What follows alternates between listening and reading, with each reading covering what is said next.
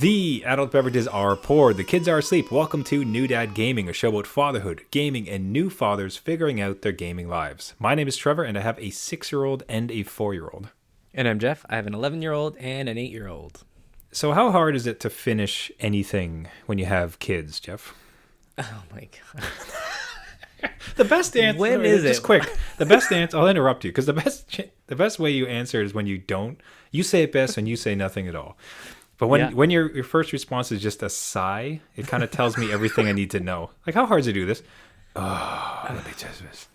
There's a list. Do you want all the list? I don't know. I ask this because this is a bit of a personal plug. But for all the gaming dads listening, I need some help. So I have, despite being a father of 2, written a book. How this came to be is a little bit funny because, firstly, it's crazy to try to do this as a dad of 2 young sons. It's every waking hour, you're up with them or you're working. You get to the end of the day, you're exhausted. So finding the time to do this was awful. But the best part is, it took me a year to write this, just piece by piece, little by little. And the best part is nobody knew about it. I kept this entirely a secret, even from my wife. Wow. I sprung this on my wife yesterday that I'd written a book. She's scrolling through it. Thank God the dedication's to her. But the reason is that when I started it, I knew how hard it was going to be. Right. There's a lot of work. I get very busy. I get very tired. I got kids, all these responsibilities. It's going to take a while to do this. And I didn't want to have friends and family know about it. I didn't want to make this grand announcement, I'm writing a book. And then I fail just because dad life overwhelms me, or I just don't get it finished, or it takes 3 years. And now in every argument, people are like, "Oh, where's your book? How's that book coming there, big guy? Hey, how's it going? Yeah." So it kept it entirely a secret, which just it killed me on the inside because I so badly want to talk about it. But so one of the things that struck me upon finishing this book, and I'm going to have it published and it's going to be live. I'll have a couple physical copies that I'll purchase just to have around. Mm-hmm. Is that my sons will be able to read this? Oh yeah. It's something that I can pass down to them. So, as we get older, our parents grow older and you kind of start to wonder who was the man that raised me, who was my father. And particularly with this book, because of it's so much of it is about the career, about, how to better utilize your opportunities and your network and how to, approach things to best suit yourself and kind of get you where you want to get to. That's wisdom I'd kind of want to pass on to them anyways. So the thought that I can encapsulate it into a book and it can exist for them forever. They can have a copy of my voice forever now that's in the world. It's so that part of it honestly was really enticing for me to get this finished and get this published. Yeah, it sounds like a good goal to, work towards. And now that it's becoming a reality, that's really, your kids are going to be pushing this book at school recess to be like, you know what? My dad wrote a book. He's a published author. I'm going to get him in for Take Your Dad to Work Day. It's I could get a notification. Oh, look, my son reviewed my book. 1 star. You are grounded. No, How dare you? He wants more screen time. He knows how to manipulate. He'd be like, 5 stars. He creates a new account every week based on how I perform. And if I've done good, let him play games. It's a 5-star. And if it's bad, he just keeps 1 star bombing me. That's right. So it's finished. I'm incredibly proud of it. And the release is coming up soon. What the call to help, calling all dads, is what I'm looking for is I really need book reviews when it launches. I'll be launching it at the end of April. We're recording this just the beginning of April. And when it does launch, I'm just looking for reviews. They get on Amazon to try to get some traction. I can get a free copy of the book and have a whole way to get you in for a review. So I can send you a copy of the book for free. You can read it. I'd like people to be honest, because if it's hot garbage and you hate it, I don't want you to lie for me. So I'm hoping that but I stand by it. I'm very proud of it. So if anybody listening would help us out, I'd really appreciate you reaching out to us. And you can you can do it through the New Dad DM or just some other message. So at New Dad Gaming or newdadgaming.com. I would really appreciate it. It'd help me out a huge amount. As I said, I'm incredibly proud of this work. It was a real work of passion. I should mention what the book's about. So it's. I was about to say, typical Trevor fashion. He's on a side quest here. We're not sure what we have to get. So what's the context? So it's about dragons and a dragon queen. And I'm finishing R. Martin's work. Yeah, that's right.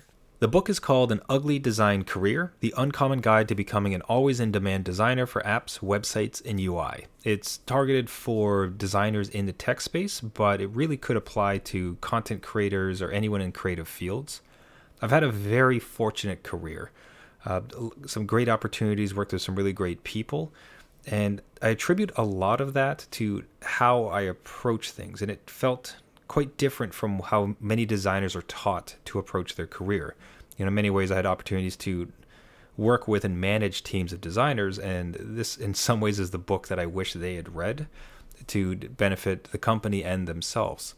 So rather than having to constantly maintain a fresh portfolio or a very large, impressive resume or constantly networking with other designers in the space, it's getting into every opportunity and providing as much value as possible, finding some fairly intuitive steps and ideas.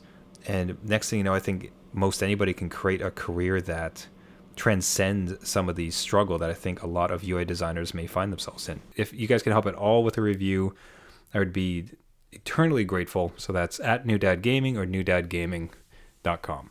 Jeff, can I count on a review? Absolutely. I hope there's some dad jokes in there because that'll be my headline. There's like that would be that's the New Dad Gaming podcast book. Okay. The New Dad Gaming podcast book of dad jokes. The perfect toilet reader for some sensible chuckles. Yeah, that's right.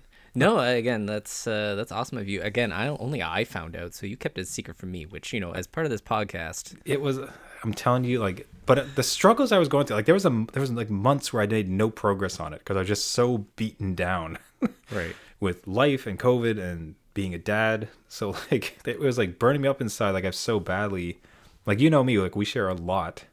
Yeah. There's not a lot that I kept up secret, so it was next to impossible. No, yeah, it's again great to see that through. I will say that at least you're one step ahead of George Martin, who just doesn't finish his books of Game of Thrones and decides to write a video game instead. And what video game is that, pray tell, Jeff? Oh, that is Elden Ring. So George Martin was brought in here like, hey, I can write the lore for this. And, George Martin tends to do a lot of world building and stuff. So he just took a break from Game of Thrones. He's like, you know what? That series is not successful. This one's not going anywhere. They got it. I gotta start something new. But no, this is the latest with Miyazaki, the creator of Dark Souls, Demon Souls, all that stuff. So I have always talked about this game. I'm pretty sure you knew I was going to buy this game. Oh yeah, it wasn't a if, it was a when. And could you hold off until there was a sale? No. So because it was the surprise of the year. I think it was it last year or the year before that you dipped into Dark Souls, and I couldn't believe that you liked it. It was 2 years ago. Yeah, so when the PS5 launched, I got Demon Souls, and that really set the fire, and then I went into Dark Souls, and then Dark Souls 3. Skip the second one because everyone says that's terrible. So I am in this world. So yeah, it's been a journey. So what's it like? So you've had success with Dark Souls games. I don't want to call you good at them, but you've beaten them. So yeah, you're in it. You're in that world. You step into Elden Ring. We've heard huge amounts of internet buzz about it. What's it like to be in this thing? This is scary. Think of from a difficulty standpoint or a visual. Just think of so Dark Souls, Demon Souls, it's like corridors, right? You're like, oh god, what's going to kill me around the next corner? I got to be careful. Now take away the corridor and make it open world like Zelda. I know people don't like that reference, but it's all open world. Anything bad can happen to you at any one time, and usually it does. So and it does a lot. Yeah, no. So this is just something that you definitely don't want to come down from a hard day's work and then just have a relaxing game. This has tension in it, and there is a whole bunch of stuff online that you can look at. But I like going into these a little bit fresh. I like those surprises. I don't like the grind necessarily, but a lot of it is, this one is touted as almost the easiest of all the Dark Souls games, just the way it's built. There's lots of help. There's lots of online connectivity to help with other players and stuff. But again, this was just spurred on something that happened last year where my son got a laptop Mm-hmm. and we went in for a rebate. And those system rebates take forever to come. And 3 months, 4 months pass. I check on it. Oh, it should be here. I get it in the mail, and it's in credit card form. And the credit card form is like, hey, it's got an expiration date of 2 months, and every month you bleed $5. So, What? yeah. That's And terrible. I know. I'm pretty sure it's probably illegal in Canada. I'm not sure. But, Pretty sketch. right, I'm not going to take them to court or anything. I'd rather just buy Elden Ring and live through those terrors there. So I am jumping into this world coming from another open world, so I might be all open world out by the time I'm done this one. Yeah, I think so. Yeah. That. How far? Like, do you have a? Well, I guess two questions. So, what was most amazing to me was how deep into Dark Souls your sons got last time, where they're drawing maps, they're drawing how-to guides, like they were finding all the information for you. That's amazing. Are they back in it with this one? And then the second question is, will you finish it? It seems big and it seems difficult. So, are your sons in it, and will you finish it? Yeah. So the first part, the kids are definitely into it. They helped me create a character. Looking totally normal. Looking somewhat normal, maybe not. I'll tweet out a picture of it when I take a screenshot. So they are into me dying in this world, as they say. They want to see Dad die in this world and just become frustrated. So they're on board. They love that Dark Souls experience. They're reveling in your Oh yeah, being upset. Like that's terrible. It's all this pressure. So not only do you want to beat the game and not die, but it's also like you don't want to give. Well, it's not so much give your kids satisfaction, but you don't want to like incur their wrath and laughter and mockery when you die. That's terrible. Yeah, just think from their perspective though. Like, you know, as a parent, like you're their rock, right? Like you show emotion and stuff, but like you're there to support them, and then for them to see you get overly frustrated, kind of like you're fixing a sink and you don't know how to do it, and you're like, oh, this isn't working, right? Yeah. So they are all on board for that. So I have made it part of my journey to allow them to make fun of me, because it's hilarious that way. Honestly, if you take these games too seriously, you'll never finish them. So, and well, second part, open worlds are very hard to finish. As a gaming dad, I'm near done Horizon Forbidden West just because it can be a little bit like you can do a mainline quest and it can show you where to go. This does not. This has a map, but it does not show you where to go. Wow. So I'll report back in maybe 12 months. Maybe at your next book, we'll circle back. we each have our hills to mountains to climb, and I write books, and you beat Elden Ring game and Dark Souls games. I will write a gaming dad book based on this experience, and then we can have a book launch together. So. That would be very good. Yeah. All right, keep dads posted. I'm curious to hear if any other gaming dads out there have dipped their toes in. I think we've seen a few. I think there's been a couple streaming dads that we follow that have kind of got into it, although they tend to be fairly good, strong gaming dads. We'd have to see, but any experiences like that? Are there other gaming dads who have experienced it? Any tips for Jeff on how to? Please, he says. Please, yeah. Reach out to us, newdadgaming.com @newdadgaming.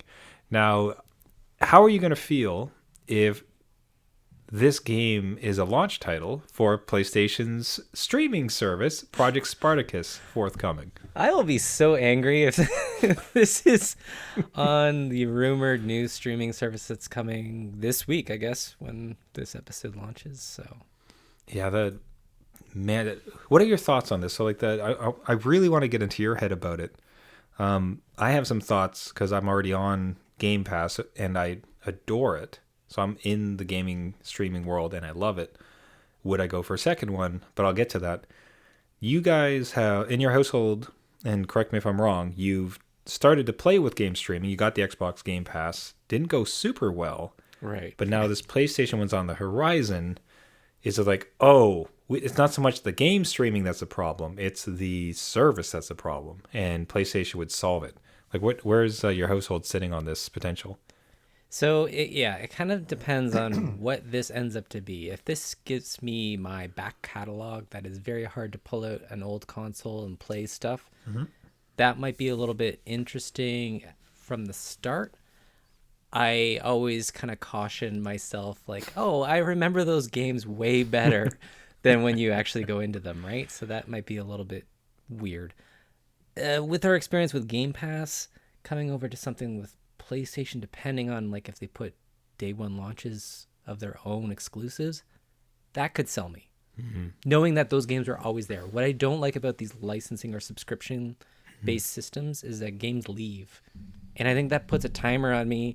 And if it's like Elden Ring, where they're like, hey, you got 3 months to finish this, otherwise it's leaving our service, there's no way I could do that. Yeah. It hasn't been as big. Like, I approach it differently. Like, I just love the sampling of it. I've really started to get into, especially with the boys, the actual streaming part of it. Because when it first came about, it was a little bit rough. It's really improved this last year. Oh, yeah? So much so that they've been able to stream a bunch of games. They were doing Totally Accurate Battle Simulator. They were streaming Slime Rancher recently, which ended up being a huge hit. Yeah. So not only am I have this plethora of games to sample and download and just try whatever I want, like I don't even have to download like a big batch of them. Like the streaming is starting to get so good. So it's kind of opened up possibilities for where I could do it. And obviously, I mean, on the show, we know that I bought the Backbone, the mobile peripheral that allows me to stream from anywhere, which has been fantastic for getting through some of these games while kind of having better proximity and comfort with my wife. So, yeah, does none of that kind of entice you to maybe get into it? And if it does have some of the PlayStation first party like day one launches, seems like a no-brainer, or is it really just for you? Is it still a wait and see? Are you still cautious? I will probably be a wait and see. And Sony owns quite a bit of stuff that they haven't really put out yet. So if they rolled in a whole bunch of stuff into PS Plus on whatever this system, on whatever this launch is, maybe there's a tiered system. It'd be nice to get a family subscription. Yes. If it's streaming that way, that would make me more interested, because then I have enough controllers in this house that we could all stream different games at different times to different devices, which would be great. That would be awesome. I don't know how that would work in a system like Sony that, you know, they want one account online and then you have to pay for your next account. But that would be a cool thing if they could offer that, or at least, you know, you pay a little bit extra and you get, you know, 3 consoles or like 3 accounts and you can stream to anywhere. That would be interesting. I could go for that. I mean, Sony's always listening to this show, so maybe they're going to slide that into their PowerPoint this week. I don't know. Oh, they all are. I'm curious.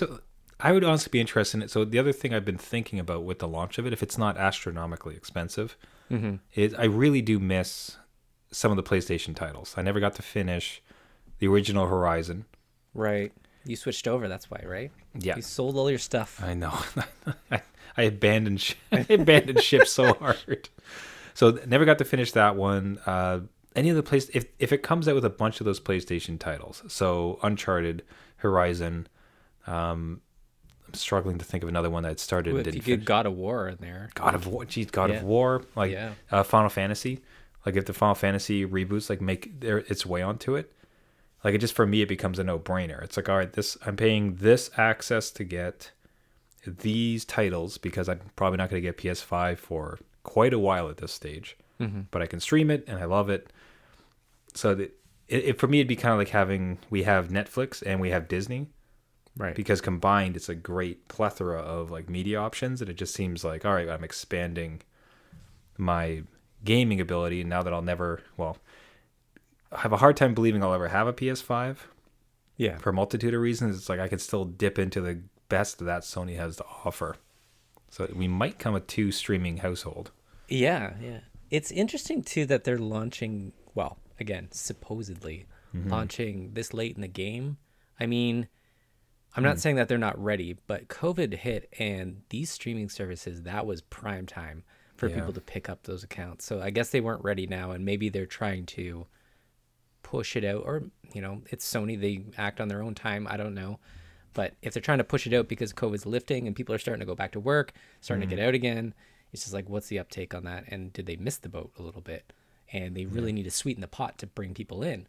That could be interesting to see too, right? Like fold in a bunch of stuff and they own. I know this is like not gaming related, but they own all the anime streaming services now. So if Interesting. they've rolled that into it, that might entice me a little bit. Okay. Just because my kids and I watch some anime, so if that's in there, that's a little better. That's better. That's better.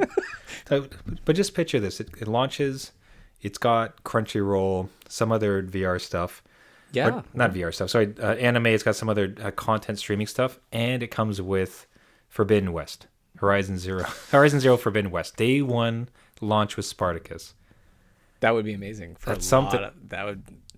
A guy like me, right? Like I'm staring at it. It's like I chose the other team. I'm sorry, but you're telling me I could pay this monthly and I could just stream it to like my Mac or like to my phone. Man, I don't know. That would be good. That would be good. So, my bold prediction is that's man. Can I say it? Because it is so intense. That game is so intensive as far as its graphic requirements. Yeah. And as a day one launch, after like it. It'd be the test of the system or like their streaming system, right? That would be the game to do it. But it'd be such a huge. It had its launch. I think it's kind of peaked. It's going to sell kind of as much as it's going to sell. In a sense, like it's risen as high up on the charts as it's going to, yeah. But it's still in the zeitgeist, so it kind of feels like, you know what I mean? It's big enough that a lot of people missed it because a lot of people don't have PS5s. Yeah, but not so big. It's not like a day one. No, that's true, and it second, maybe the backup story is they just launched with Grand Theft Auto 5 again. And oh my god! Like you can have it. My joke one would be like. It launching with Uncharted 3. Just like, all right. Just like, all right, that's enough. You just want this game out the door. I get it. You did worse. All right, fine. Or you can stream the Uncharted movie when you... Such God. You could rent the Uncharted movie for $6.99. All for stuff. Yeah. But no, if they have backlog stuff, if they have the older things, my nostalgia strings will... I don't know. No. We'll see. Now, you know a game it's not going to have day What's one. That? Dear friend, I do not think it's going to have Tunic. No, it will not. That was a great get for Xbox Game Stream. Tunic, an isometric, super cutesy, but mechanically dense game. Yeah. The reviews of it have just been... I almost expected it to be great, but people's, like, the meatiness of it and how thoroughly people have enjoyed it and also lauded it as a complete, well-rounded, excellent thought out, mechanically challenging. Like people seem to just adore it. Like, which I'm so happy about when something like this gets teased and it's like this looks so cutesy and interesting and different. Oh, it's actually amazing. Like, yeah, great. That's a win. Yeah, no, this is one of those games that, again, was on Game Pass, and my son is going to run out of Game Pass, and if he stops Minecraft, the world's going to end. Yeah. So I told him to download this one so that we could try it out. And my God, it's just so adorable and also brutal at the same time. Like, it does not... It is... Again, I don't like to say everything's Zelda, but it is as hard as Zelda was, like A Link to the Past, right? So it can be difficult at times, especially if you don't know what you're getting yourself into. But this was one of those games where I kind of read some reviews, didn't really see anything video on it because I wanted to go in fresh. And then I had my son download it and boot it up for the first time. So he's getting into this game first. Oh, no. I haven't had any chance to. Yeah. And oh my God, the whole thing opens with like this hub world. And he's trying to get into like some waterfall area and not go to the rooms where it's going to teach you how to attack and jump and do all the, techniques that you need to know. Son, please. He's trying to get in there. I'm like, okay, my turn. Let me go. Let that play. I really can't watch you do that. And after about, 5-10 minutes of him trying to get in this waterfall, he actually discovers a secret where it's like this treasure chest. And I'm like, okay, I don't want you rewarded for that. Like... Son, you don't know what you're doing. You spent... it's a secret. Oh, yeah. Probably the only one that found it. Yeah. Platinum trophy. Yeah. It's an adorable game. There's little things that when it does teach you the techniques, when we dig to that part, it comes at like old... There's these graphics that look like old Super Nintendo instruction booklets. Oh, nice. And it's done in that design. And like you flip it over and you learn all these, cool action moves and stuff. And it's just... so fun to be in, and the soundtrack is nice, and this is only like the first little world. So I'm looking forward to like exploring more. Maybe when he goes to bed and I can play on his laptop and kind of get Go to further bed. ahead. You're grounded, son. Go to bed. Whee! That's it. You're going outside. Play with your friends outside. You should ask your son what those graphics mean to him, because the crossover between people who actually grew up with SNES and that would like recognize it. True. Like, so it's funny that it's these kind of old school gamer callouts to generations that have no concept of it. Yeah. You know what I mean? It's like the fact that our sons will grow up knowing that a floppy disk is a save icon. Right. But it's only a save. It's like, oh, that's the save icon. Do you know what it is? There's it's a nothing save icon. It's a weird looking thing. Yeah. Right? There's no reference to it. And you wonder sometimes with these, as we keep going forward, like they keep calling back things that people are not going to, they'll like it because it's an interest. It's still a good visual, but there's no reference point. Like the reference point will be dying out soon, I'm saying. Right. Yeah, I know. It's like us as, gamers becoming developers and then making a game that we would like to play and trying to reach that broader audience. And then someone like my kid is like, I love that waterfall. There's always secrets behind waterfalls, so I'm going to go there. Okay, at least they've reached him that way. And my other son, my younger one, wanted this to be a red panda. If they made it a red panda instead of like a red fox, he would have been all on board. But I'm on board because it looks adorable, and I can't play it any other way unless I go on my computer and try and get it. But I do not have the specs for this thing, so I will use my son's computer. Steal it from your son. That's right. Why not? Yeah, the Red Panda DLC coming soon. Sure, we can mod it. Come on. Oh, also that's true. That is very true. That will be a definite mod for sure. Now, so you kind of enforced this game upon your son. Yep. I have a similar situation where I'm going to be trying to figure out how to test the waters with a game. So my mother, his grandmother, has asked, can she buy him Splatoon? Because so cousins of my son, so my brother's kids adore Splatoon. She's saying to the point where my mom says like she's watching him play and it's just like nonstop like gut laughter. And all gaming dads will know the kind where the kid is just like rolling on the like bouncing a character off a wall and just rolling on the floor again and again. So it's just that like guttural like this is the greatest thing ever. Apparently, as my nephews and niece play this game, it's just that. It's nothing but joy and laughter and like just fantastic. So she's wondering, would your son like this game?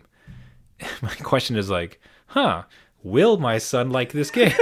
That's like, because that's an $80 Nintendo tax decision, like bet to make.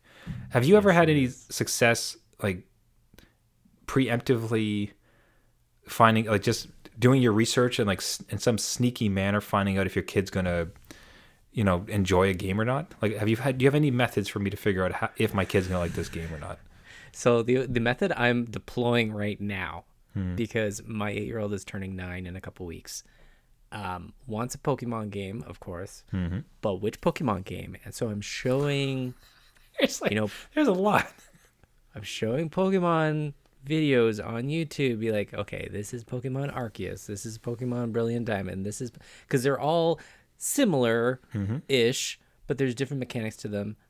You can choose one, but it's $90 for the one, so you just have to make sure this is what you want. $90. Right? So the videos, I think, give a good taste as long as they kind of understand. But otherwise, there's nothing really much to do besides try and borrow it. But who does that anymore? I don't even know who trades games that way. I know. And it's like we could always, in our world, we could just go to the rental store and... What's that, Daddy? Yeah. What's this silliness? They had games in one store that you could just take? Is that the name of a vape pen? It's like, go to your room, son. But... there's such a loss on that thing because there is no good legitimate way to test out a game besides I guess it's YouTube, man. Just like YouTube videos. I don't really particularly have any other way because I don't think Nintendo does a lot of demos. I've very occasionally have seen free weekends. Yes. But the thought that that's going to line up like to this in your perfect close window, and to my very tiny window before his birthday to be able to inform his grandmother whether or not it's a good gift or not. You do have Nintendo Online too, right? Yes, we got that. Oh, okay. All right. So you'll have to, yeah. Maybe Yeah, you can get a free trial too that way. I'm not sure what Nintendo does anymore. Probably not. I'll check it out. I was just curious if like the video was an option. I get borrowing from friends, but at this point he doesn't have any really gaming buddies that I can kind of message necessarily. So Can you yank it away from your niece and nephews? Yeah. You're like, right, free weekend for you guys, but that's like a 6-hour drive. So that's like at the price of gas. I mean, come on. That's like a $600 trip with the price of gas at the moment. So, like, the numbers Game don't game quite price match. just went up. They just went up a little bit more just to test this out. So we'll see. Hey, again, as we always like to call it, if any gaming dads have a tip for how I might seed the idea of this game with my son, I would appreciate it reaching out to us. But with that, I think we will wrap it up there for the week. Everybody, thank you so much for listening. This has been New Dad Gaming. If you want to get a hold of us, you can find us at our website. If you'd like to get a hold of me for the book review, again, if I can send you a copy of the book and I can get your review on it, I would be eternally grateful for it. So you can reach out to us. If you have game tips on how I can get a review copy for my son to check out Splatoon, or what's a good way for him to learn about it. If you have any Elden Ring tips for Jeff on how to survive and not get laughed at by his sons. Yes, please. If you have thoughts on the PlayStation streaming service, all of the above. As we say each week, one of the best parts of this show is interacting with other gaming dads and sharing the journey. So we'd love to hear from you. newdadgaming.com or on Twitter at newdadgaming. If you like the show and you'd like to subscribe, you can find us on all the major podcasting networks. So we're looking at iTunes, Google Play, Spotify, Stitcher, anywhere where you get your podcast, just search for New Dad Gaming. If you can help us out a bunch beyond my other begging for the book reviews, but what really helps out the show itself is a subscription, a like, and a review. Helps boost the signal and get it out to as many gaming dads as possible. Everybody, once again, thank you so much for listening. This has been New Dad Gaming. My name is Trevor, and I have a 6-year-old and a 4-year-old. And I'm Jeff. I have an 11-year-old, an 8-year-old, and lost in Elden Ring. Don't worry, buddy. You'll get through it. And if not, you're going to really have your kids enjoy it. That's because right. Because remember, just because you became a dad doesn't mean it's game over.